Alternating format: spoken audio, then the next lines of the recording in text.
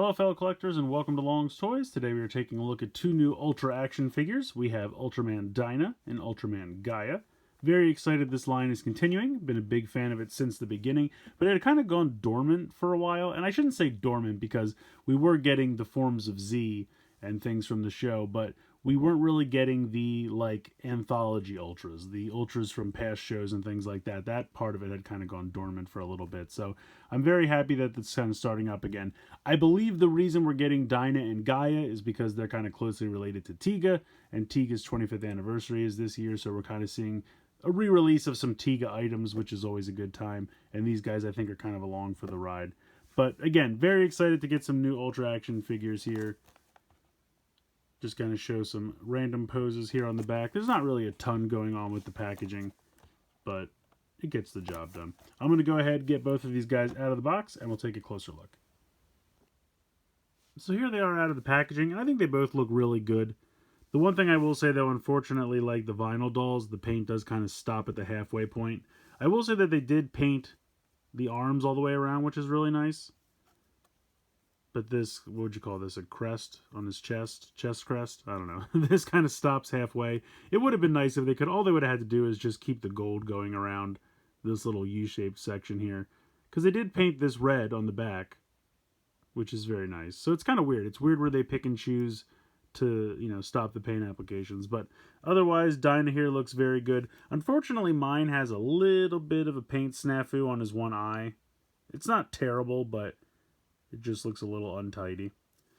But range of motion, you got a nice ball joint here.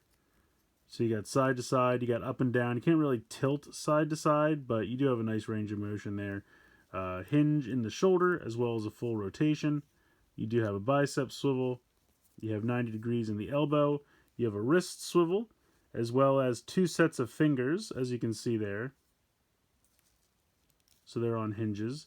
Now you don't have anything in the waist, and you don't have a thigh swivel, but you do have a nice range of motion here in the hip. You can kick out to the side, you can kick very much forward. Can't really go that far back because of the kind of butt flap there. But then you do have slightly over 90 degrees in the knee, and then you have a ball joint in the ankle. And it's the same for both of them. Pretty much that's par for the course for all the Ultra action figures, but they really do look nice. I really do like these quite a bit. And it's nice to have them all in kind of a similar scale.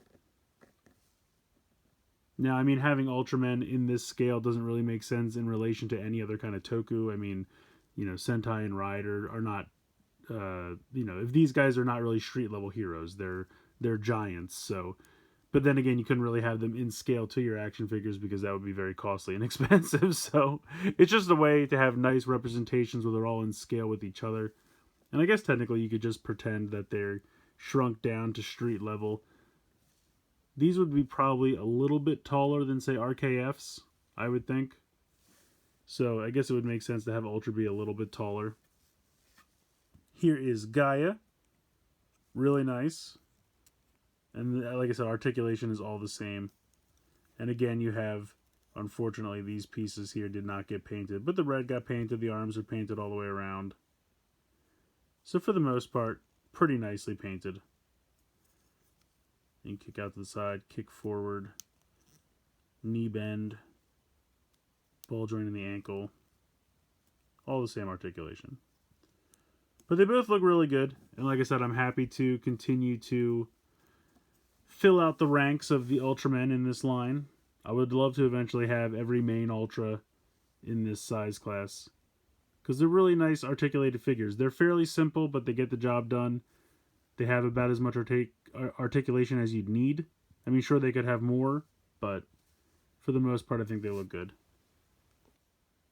So just for fun, I wanted to recreate this pose. When Zet would use the final attack for Gamma Future, it would kind of throw up, the three Ultramen that make up the form, and then they would all kind of stand side by side for the final attack. So I wanted to go ahead and recreate that pose, because now we have all four of these Ultramen in this line, so we can go ahead and recreate this.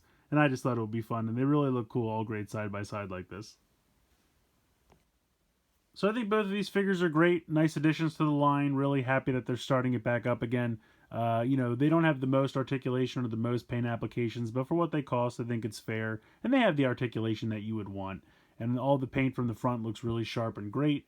you know, they don't have the backs painted, but at the end of the day, if you're displaying these on the shelf, probably not going to see the back of the figure too much anyway. So I recommend picking them up. I think for what they cost, they really turned out great. And I love having all of the Ultramen in a consistent size class because it makes for really nice display purposes. So I recommend picking them up, but let me know what you guys think in the comments below. Please like, share, and subscribe. Hope you guys enjoyed the video. And as always, thanks so much for watching.